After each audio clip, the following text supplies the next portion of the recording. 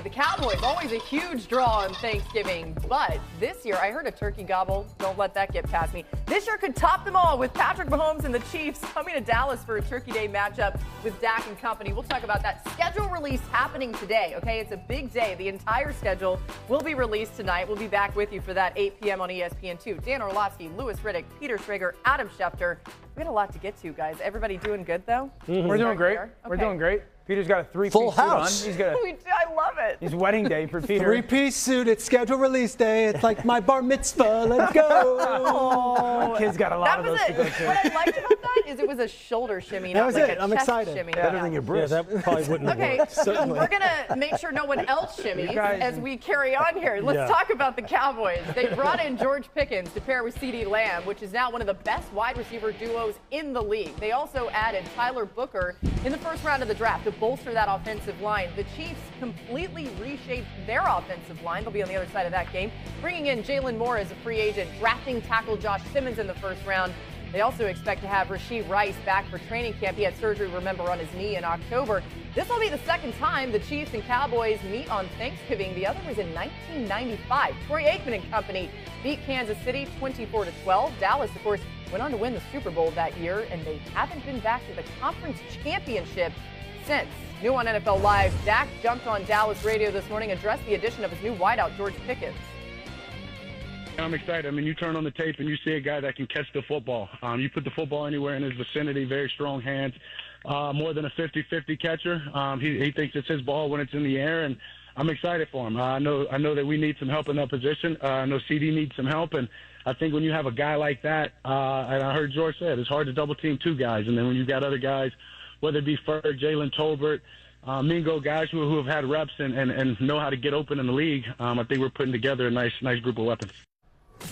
Dan, you just heard Dak addressing the idea of trying to double team both Pickens and Lamb. Just how hard will that duo make it on defenses? Yeah, I think very, and that's why the addition of Pickens matters so much. Very rarely can you just line up defensively when I, as an offense, have really good player on one side, really good player on the other side. Lewis, you know this, and allocate 4 people to them. Because one of those guys is going to get singled up more than not. If not, then we get to run the football. And the reason why I like Ted McMillan in the draft to Dallas, and the reason why I like Pickens with the addition is CD is such a fluid, yards after the catch, win his routes, kind of get open one-on-one type of player. And then you have that big body, vertical frame opposite him.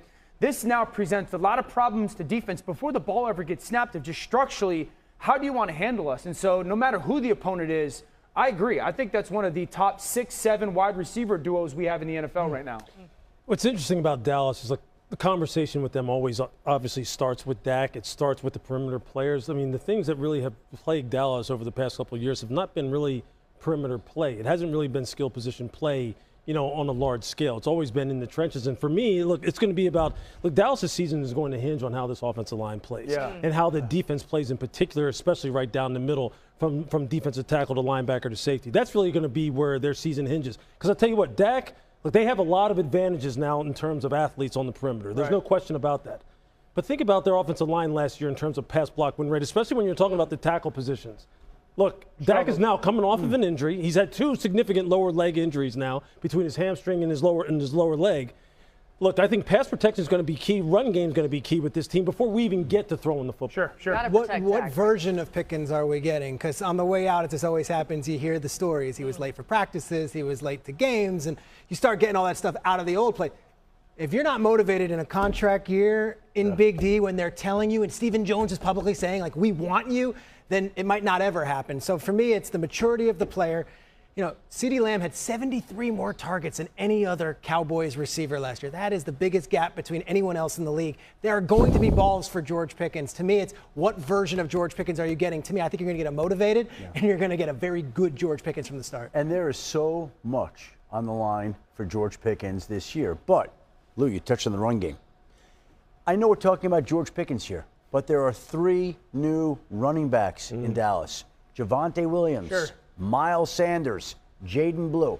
And I think they really like Jayden Blue. I think Jayden Blue's going to end up being the starting tailback. I think they really like Jayden Blue in the backfield there. So I know we're devoting a lot of time to George Pickens, but I think that we're missing these 3 new running backs that play a huge new role for this Dallas Cowboys team when you're playing the Chiefs on Thanksgiving Day, when you're playing the Washington Commanders on Christmas Day, when you've got all these holiday games. I think it's a big deal, the run game. And don't forget Phil Maffa also, who they drafted in the 7th out of Clemson, who is a bruiser now. Right. But again, I mean, these backs, and I don't mean to cut you off, No, you're good. it's just going to start up front, though. Sure. Right. Those backs, look, Jayden Blue, look, think about how they used him at Texas, right? He was a perimeter runner, a wide zone runner, a guy who liked to get the ball in space.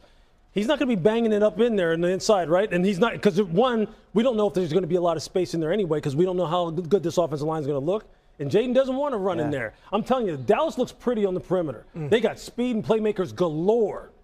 But tell me how their offense and defensive line are going to play. Well, they think Tyler Booker is a Pro Bowl guard that they drafted. Yeah, remember, that's a good one. If Tedero McMillan had been there, Yeah. that probably would have been the pick. He Sure. wasn't there, of course, so they said the next best player was going to be Tyler Booker, and they got Yeah. their guy. Yeah. All right, let's talk Yeah, about yeah. the Chiefs side of things. Lewis, it felt like the entire offseason focused on rebuilding that O-line. What did you make of where they landed? Look, I think getting Josh Simmons 32nd overall, which obviously they flopped picks with Philadelphia, that could end up being, and look, I've used this term a couple different times, but I'm going to use it one more time. That could end up being the steal of the draft. You arguably have the best offensive lineman in the draft. He was playing the best football of any tackle in Power 4 last year before he got injured. And right now, they are ecstatic where he is at in terms of his rehab right now. And he's got the best trainer in the National Football League, and Rick Burkholder, who's going to be overseeing his rehab as they go through training camp. If you, along with him and Jalen Moore, if they can go ahead and solidify the left side of this offensive line with some of the other additions that they have, keep in mind, remember this, keep an eye on this kid, Brashard Smith from SMU, who they drafted in the 7th. He is an Alvin Kamara clone with like 4.3 speed. They have got a lot of things going on right now in Kansas City. Hey, man, they may have addressed their issues as good as anybody. You know, it'll be really interesting around this time of year is what version of Rashee Rice are they getting in Kansas City? I just totally remembered. You know, almost forgot that he was on the team. Came out great last year. Right. But through 8 games, he had like 80 catches. They expect him to be healthy early. How healthy is he? How is he back to full type Rashee Rice? Does he get disciplined this year? Does he get disciplined? I don't know. What do you think? Been waiting. I don't know. But by week 13, is that a rhetorical question? do they I know. get that Do full you version know? of him? I'm going to say you don't right now, but Well, I think it's floating around out there. It's a Interesting. possibility. It's out there, As right? Stephen A would say, it's fluid, right? Fluid. But fluid, more than that would be the health. By week 13, the health. What kind of player is he? okay, new on NFL Live, this just crossing this hour as we get games schedule release happening. We've got the slate of Christmas Day games over on Netflix. More Cowboys on the national stage for that game against the Commanders, plus an interesting NFC North matchup between the Lions and Vikings. Let's talk about J.J. McCarthy here, Dan. I mean, by that point of the season, you think that he's doing everything that they've expected him to do? Oh, yeah. Are they in a really good spot? You expect them to be contenders? I fully expect J.J. McCarthy to have the Vikings very similar situation-wise to what they were as a team last year, and honestly playing very similar to what Sam Darnold did production-wise. The way he plays the position, how he is so kind of foundationally built on one hitch, ball goes here, 2 hitch, ball goes there, 3 hitch, ball goes to the check down. The play action comfort that he has. We know Kevin O'Connor, their play caller is sensational. Their offensive line will be top 5 in the NFL. The receivers are top 2, top 3 in the NFL. So I think this is the place where, you know, the quarterback has the chance to almost make the people quickly forget about how good Sam Darnold was for them last year. I fully expected them to be very much so at the top of the NFC North. How many times do we talk about it's not where you're picked, it's where you go? Absolutely. Who you're And with. Who you're with. Who you're with. And exactly this is the case with J.J. McCarthy, where he went, all those pieces around him.